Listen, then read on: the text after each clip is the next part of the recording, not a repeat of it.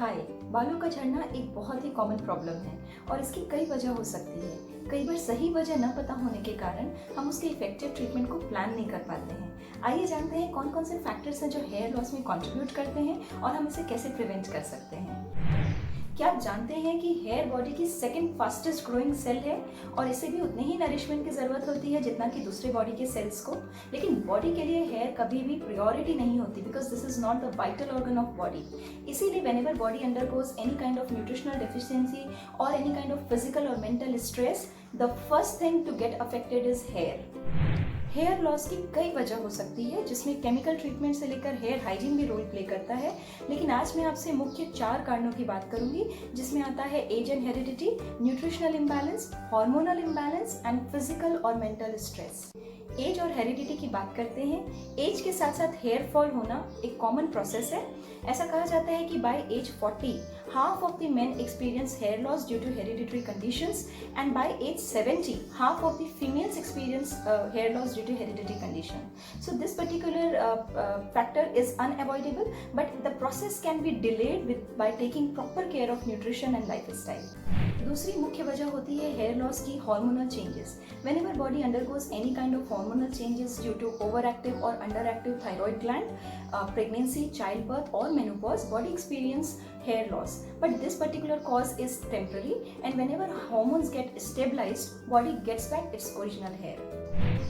अगला मुख्य कारण है फिजिकल और मेंटल स्ट्रेस। जब भी बॉडी किसी स्ट्रेस में होती है, मेंटल स्ट्रेस या फिजिकल स्ट्रेस। फिजिकल स्ट्रेस का मतलब होता है जब भी बॉडी किसी इलनेस से होकर गुजर रही होती है, जैसे कि हाई फीवर, सर्जरी या कैंसर का ट्रीटमेंट एक्सेट्रा, तब बॉडी की न्यूट्रिशनल रिक्वायरमेंट हाई होती है। If we are not able to meet that nutritional requirement, first thing body does is to shed hair.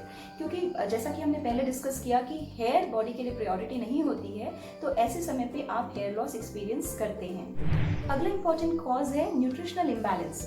क्योंकि here is primarily made up of protein, if your diet is lacking in protein, then you may experience hair loss.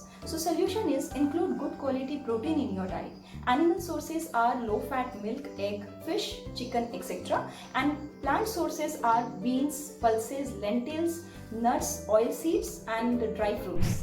Apart from protein, there are other nutrients which are very important in ensuring good hair health. Those are vitamin B, vitamin A, zinc, selenium, omega-3 fatty acid, etc. You must have seen that whenever we experience hair loss and we go to doctor, the first supplement he prescribes is biotin or fish oil. So fish oil is containing omega-3 fatty acid and natural sources of biotin is egg, soya, avocado and nuts. And natural sources of omega-3 is walnut, flax seeds and fish. Likewise, dark green leafy vegetables like palak is very good source of minerals and vitamins and should be included in diet to promote good hair health. On the contrary, if your diet is lacking in essential nutrients and if it is primarily composed of junk foods, processed item, high fat, high sugar item, then you might experience hair loss. Water is also very essential in maintaining luster on your hair. So make sure that you drink sufficient amount of water. So at the end I would just say taking balanced diet with good amount of water, exercising regularly, leading a stress-free life and maintaining a good hair hygiene are few ways to ensure your healthy and lustrous hair. Thank you.